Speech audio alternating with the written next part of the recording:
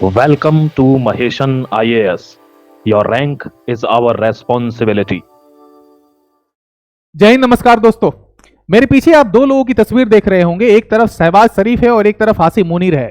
ये दोनों शैतान हंस रहे हैं और ये हंस रहे हैं अपनी आवाम पर, अपनी जनता पर, और ये उन्हें कोस रहे हैं। ये उन्हें बता रहे हैं कि तुम कैसे मूर्ख लोग हो जो बार बार हम पर विश्वास कर लेते हो और विश्वास कर कर हमें सत्ता की शीर्ष पर बैठा देते हो। इन दोनों की कहानी आज की क्लास में मैं आपको बताने वाला हूं और कहानी ऐसी होगी कि आप सोच में पड़ जाएंगे, आपके पैर के नीचे से जमीन खिसक जाएगी। ऐसी ऐसी चीजें मैं आज की क्लास में आपको बताने वाला हूं। ध्यान से देखना अंत तक वीडियो को, और देखने के बाद आपके क्या विचार हैं, आपकी क्या राय है इस वीडियो को लेकर, कमेंट सेक्शन में जरूर बताना। ये हैं आसिम मुनीर और शहबाज शरीफ। ये दोनों जो हैं शैतान हैं। कहां के शैतान हैं? पाकिस्तान के हैं। एक खबर आ रही है कि जो हमारा दिल्ली का जो आईजीआई एयरपोर्ट है, इंदिरा गांधी इंटरनेशनल एयरपोर्ट, वहां का जो एयर ट्रैफिक कंट्रोल सिस्टम है उसके साथ कुछ छेड़छाड़ की गई है। यानी उस पर जो है कोई साइबर अटैक हुआ है। और ये साइबर अटैक करने वाले कौन लोग हैं? कौन लोग हैं जो चाहते हैं कि भारत में कोई विमान का हादसा हो? कौन लोग हैं जो चाहते हैं कि भारत का जो एयर ट्रैफिक सिस्टम है उसको पूरी तरीके से कोलैप्स कर दिया जाए? ये अभी जांच का विषय है। लेकिन अगर इसके पीछे अगर पाकिस्तान का हाथ रहा तो ध्यान रखना पाकिस्तान वालों, तुम्हें भारत छोड़ने वाला नहीं है। जिस तरीके से अभी सुबह से लेकर अभी तक जो है 100 से ज्यादा विमानें जो हैं, जो एयर ट्रैफिक सिस्टम कोलैप्स होने की वजह से, उस पर साइबर अटैक होने की वजह से जो है प्रभावित हुई हैं। अगर इस पर पाकिस्तान का हाथ रहा, बहुत जगह से ऐसी खबरें आ रही हैं कि हो सकता है इसमें पाकिस्तान का हाथ हो, लेकिन चूंकि अभी हमारे पास पुख्ता सबूत नहीं है तो हम दावे के साथ तो नहीं कह सकते। लेकिन अगर पाकिस्तान का किसी भी तरीके से इस पर अप्रत्यक्ष या फिर प्रत्यक्ष रूप से अगर किसी भी तरीके से अगर इनका योगदान रहता है इस सिस्टम में, इस कोलैप्स करने में, इस साइबर अटैक में, तो भारत की सरकार इस पर बहुत ही सख्त निर्णय लेने वाली है और बहुत ही सख्त डिसीजन लेने वाली है। ये खबर जो है काफी इंपॉर्टेंट है, लेकिन चूंकि अभी हमारे पास सारी इंफॉर्मेशन नहीं आई है इसलिए इस खबर के बारे में आपके साथ डिटेल में चर्चा नहीं कर रहा हूं। लेकिन ये खबर काफी इंपॉर्टेंट है और इसमें पाकिस्तान का हाथ हो सकता है, ऐसी अनुमान लगाया जा रहा है। ये भी ध्यान रखने वाली बात है, ठीक है। अगला खबर क्या है? अगला खबर यह है कि पाकिस्तान में जेनजी प्रोटेस्ट हो रहा है। और जेनजी प्रोटेस्ट क्यों हो रहा है? क्योंकि ये जो पाकिस्तान का ये जो मुखिया है, ये जो शहबाज शरीफ है, ये पाकिस्तान छोड़कर भाग गया है। अभी आप सोच रहे होंगे कि पाकिस्तान छोड़कर ये भागा कहां है और ये कहां चला गया पाकिस्तान छोड़कर, आज के इस वीडियो में ही बताने वाला हूं। और जेनजी प्रोटेस्ट क्यों कर रहे हैं? जेनजी प्रोटेस्ट कर रहे हैं इसकी नाकामियों के खिलाफ। जेनजी प्रोटेस्ट कर रहे हैं जो मूलभूत सुविधाएं मिलनी चाहिए वहां के स्टूडेंट्स को, वहां के सिटीजन को, वो मिल नहीं रही हैं। इसीलिए लंबे समय से जो है जेनजी प्रोटेस्ट वहां पे चल रहा है। लेकिन ये व्यक्ति ऐसा है जो हमेशा कभी अफगानिस्तान के साथ लफड़े में पड़ेगा। ये व्यक्ति ऐसा है जो कभी गाजा और पैलेस्टाइन और जो है इजराइल के बीच में जाकर अपना जो है भूमिका दिखाता है, लेकिन अपने लोगों की जो है शांति के लिए कोई काम नहीं करता। अभी जो है ये पाकिस्तान छोड़कर भागा हुआ है और क्यों भागा हुआ है इसके बारे में मैं बताऊंगा। लेकिन जिस तरीके से जेनजी प्रोटेस्ट चल रहा है और इसने जो खुलेआम गोलीबारी की है, इसमें जो है एक स्टूडेंट की मौत हो गई है। आप सोचो कि ये कैसा एक मुखिया है जिसने अपने स्टूडेंट जो मूलभूत सुविधाएं के लिए जो है मांग कर रहे हैं उसके ऊपर गोली चलाकर उसकी हत्या कर देता है। पूरे पाकिस्तान में अभी जेनजी प्रोटेस्ट चल रहा है, चारों तरफ जो है हाहाकार मचा हुआ है। अभी मैंने आपको बताया कि ये शहबाज शरीफ पाकिस्तान छोड़कर भागा हुआ है। देखो कहानी क्या है?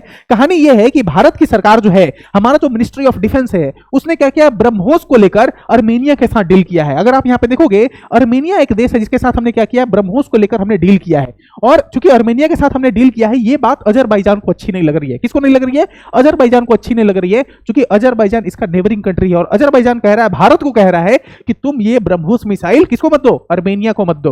अब देखो अजरबैजान क्या कह रहा है, Azerbaijan ask India to hold arms supply to Armenia citing national security concern. ये बोल रहा है कि अगर आप ब्रह्मोस दे दोगे, एक तो ब्रह्मोस हमारे पास है तो पाकिस्तान हमेशा डरते रहता है, लेकिन यही ब्रह्मोस अगर तुम अर्मेनिया को दे दिए तो अजरबैजान की हालत खराब हो जाएगी। अब देखना यह है कि अजरबैजान और पाकिस्तान के बीच में बहुत ही घनिष्ठ मित्रता है। क्यों मित्रता है? क्योंकि यह व्यक्ति जो है शहबाज शरीफ, ये गया हुआ है अजरबैजान में। अजरबैजान में अभी पहुंच चुका है। क्यों? क्योंकि कल जो है वो विक्ट्री डे सेलिब्रेशन है अजरबैजान का, और इसको अपने देश से कोई मतलब नहीं है। अपने देश में शांति है नहीं है, वहां के जेनजी प्रोटेस्ट कर रहे हैं, वहां की क्या, अभी देखो ना, कल ही इसने अफगानिस्तान पे अटैक किया, फिर अफगानिस्तान अटैक करेगा। ये इन लोगों पे चला रहा है। लेकिन ये जो है अपना देश छोड़कर भागा हुआ है अजरबैजान में। किस लिए? तो विक्ट्री डे सेलिब्रेशन करने के लिए। ये दिखाता है कि कितना नकारा आदमी है और इसको अपने देश की जो आवाम है, जो जनता है, उससे इसको कोई मतलब नहीं है। यहां पर लिखा हुआ PM Shehbaz Sharif visits Azerbaijan to attend victory day celebration. अब देखो अजरबैजान ये गया हुआ है और एक तरफ यहां पे अजरबैजान क्या कह रहा है, भारत को कह रहा है कि तुम ब्रह्मोस मिसाइल मत दो। यानी कि कुछ ना कुछ तो खिचड़ी पकड़ रही है। किसके बीच में? शहबाज शरीफ और अजरबैजान के बीच में। यानी कि पाकिस्तान और अजरबैजान के बीच में कोई ना कोई तो खिचड़ी पकड़ रही है, क्योंकि ये दोनों आपस में मिलने वाले हैं, बैठने वाले हैं। और ये अजरबैजान भारत को कह रहा है कि ब्रह्मोस मिसाइल मत दो अर्मेनिया को। आपका क्या सोचना है इस पर जरूर बताना कमेंट सेक्शन में। क्या भारत को अर्मेनिया को ब्रह्मोस मिसाइल देना चाहिए, नहीं देना चाहिए? एक और खबर काफी इंपॉर्टेंट है, रसिया ने बहुत जोर से तमाचा मारा है। किसको? पाकिस्तान को। ऐसा मैं क्यों कह रहा हूं? अगर आप यहां पे देखो, ये रसिया की एम्बेसी है, ये रसिया की क्या है, एम्बेसी, और ये एम्बेसी कहां पे है, पाकिस्तान में। ये रशियन एम्बेसी है पाकिस्तान में, और उसने क्या कहा है, उसने पाकिस्तान के मुंह पे जोर से तमाचा मारा है, और रशिया ने ये कहा कि जो तुम अपने न्यूज़पेपर में रसिया के बारे में जो तुम उल्टा सीधा कुछ कुछ लिखे रहे हो, तुम ऐसी बातें लिख रहे हो व्लादिमीर पुतिन के बारे में, रसिया के बारे में, जो कि सही नहीं है, तुम ऐसी चीजें क्यों छाप रहे हो, तुम ऐसी चीजें क्यों बतला रहे हो अपनी आवाम को और जनता को, इसको लेकर जो है रशिया की एम्बेसी ने बहुत जोर से तमाचा मारा है। अगर यहां पे देखोगे तो लिखा हुआ है, we have taken note of a series of anti Russian articles publish in the English language Pakistani newspaper the Frontier. अब देखो, ये पाकिस्तानी न्यूज़पेपर है कौन, द फ्रंटियर पोस्ट। न्यूज़पेपर का क्या नाम है, द फ्रंटियर पोस्ट। ये पाकिस्तानी न्यूज़पेपर है, और इसमें क्या लिखा जा रहा है, एंटी रसिया आर्टिकल लिखा जा रहा है। अब चूंकि एंटी रसिया आर्टिकल लिखा जा रहा है, तो जो एम्बेसी है पाकिस्तान में रशिया की, उसने जो है इसकी कड़ी निंदा की है और जोरदार फटकार लगाया है, किसको, पाकिस्तान की सरकार को, और इस न्यूज़पेपर को भी, द फ्रंटियर पोस्ट जो है उसको भी जोरदार तमाचा मारा है, और ये उनसे जवाब मांगा है कि बताइए आपने ऐसी बातें क्यों छापी हैं अपने न्यूज़पेपर में। और इस तरीके से ये देखा जा रहा है कि रशिया और पाकिस्तान के बीच का जो संबंध है वो अब टूटता हुआ नजर आ रहा है। यानी कि रशिया और पाकिस्तान जो क्लोज होते हुए दिख रहे थे, कब, जब समिट हुआ था, याद करो जब समिट हुआ था, एससीओ का समिट हुआ था, उस समय जो ये भिखमंगा है, ये जाके वहां पे कटोरा लेकर किसके आगे बैठा हुआ था व्लादिमीर पुतिन के सामने, और वही व्लादिमीर पुतिन के खिलाफ जो है ये क्या कर रहा है, अपने न्यूज़पेपर में उल्टी सीधी बातें लिख रहा है, रशिया के बारे में उल्टी सीधी बातें लिख रहा है। इसीलिए रशिया की एम्बेसी ने ये बात क्लियर कर दी है कि अगर हमारे बारे में उल्टा सीधा लिखोगे तो अगर हमसे भीख मांगने आओगे तो भीख नहीं देंगे हम, और भीख लेने तुमको आईएमएफ में ही जाना पड़ेगा, भीख लेने तुमको डोनाल्ड ट्रंप के पास ही जाना पड़ेगा, क्योंकि तुम उसके जाके चाटुकारिता करोगे और चाटुकारिता के बदले में वो तुमको कुछ जो है पैसे भीख में दे देगा। ये बात क्लियर कर दिया है रशिया ने यहाँ पे इस पोस्ट के माध्यम से, और ऑफिशियल है ये। अगर रशिया की एम्बेसी की ट्विटर हैंडल पे अगर आप जाओगे तो ये ऑफिशियल पोस्ट उन्होंने किया है।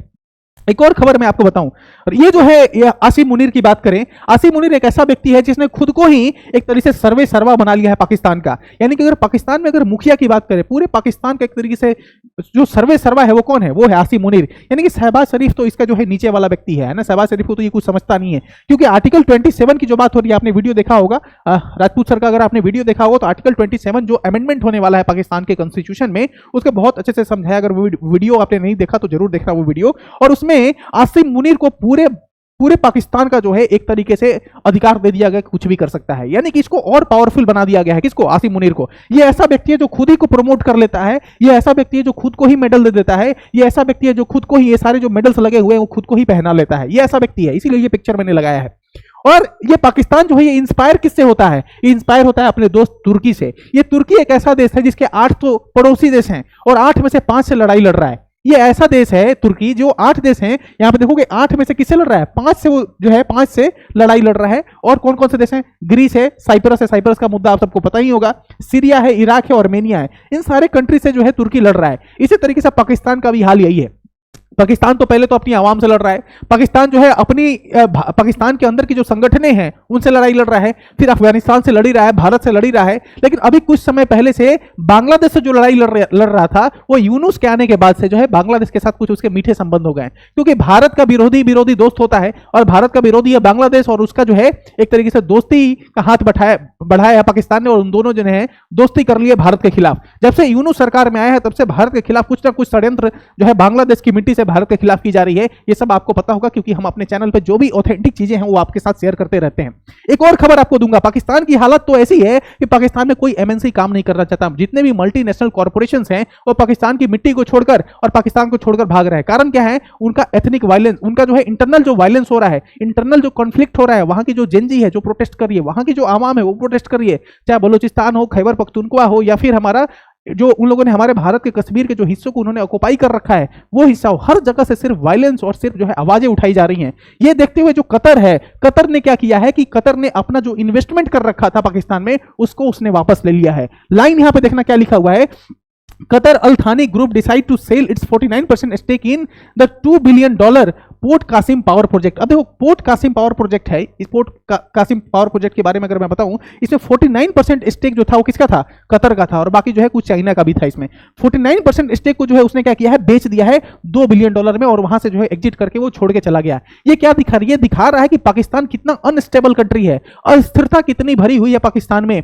जिस तरीके से वो अफगानिस्तान के साथ कॉन्फ्लिक्ट में है, अपने लोगों के साथ कॉन्फ्लिक्ट में है, और अभी तो कुछ समय पहले ही ऑपरेशन सिंदूर में बहुत बुरी तरीके से मार खाया था। लेकिन उसकी आदत जो है वो सुधरती नहीं है और बार बार जो हमारा कश्मीर का इलाका है वहां पे जो है वायलेंस करने की कोशिश वो करते रहता है, टेररिस्ट जो है फंडिंग करने की कोशिश करता है और टेरर करने की कोशिश में हमेशा भारत को नुकसान पहुंचाने की कोशिश करता है और इसके बदले में भारत का जवाब जो होता है वो हमेशा उसको पीछे धकेल देता है। ये दिखाता है कि पाकिस्तान एक कितना छोटा देश है और पाकिस्तान के जो हुक्मरान हैं, पाकिस्तान के जो हेड ऑफ द स्टेट हैं, वो कितनी छोटी सोच वाले लोग हैं जो अपनी जनता की समस्याओं को ना देखते हुए पूरे विश्व में जो जाकर जो है अभी अजरबैजान में गया हुआ है, कुछ समय पहले इजराइल में गया हुआ था, कुछ समय पहले जो है ये गाजा और इजराइल के बीच में जो पीस का जो मुद्दा छिड़ा हुआ था उसमें जाके ये जो है बीच में मीडिएटर बना हुआ था। तो इसका काम यही है कि अलग अलग देशों में जाके जो है भीख मांगते रहना और अलग अलग देशों में जाके जो है भारत के खिलाफ षड्यंत्र करना, लेकिन अपने लोगों की जो है शांति के बारे में ये बात नहीं करता। ये ध्यान रखने वाली बात है। कतर ने पूरी तरीके से पाकिस्तान से एग्जिट कर दिया है और पाकिस्तान से बहुत सारे एमएनसीज, मैंने पिछले किसी वीडियोज में और सर ने भी बताया है आपको कि बहुत सारी कंपनीज पाकिस्तान छोड़ के जा रही हैं और दिखाता है ये कि पाकिस्तान की इकोनॉमी कितने तरीके से कोलैप्स कर रही है। आज के वीडियो में बस इतना ही। कैसा लगा आपको वीडियो? एक ही वीडियो में मैंने बहुत सारी चीजें आपको समझा दी हैं।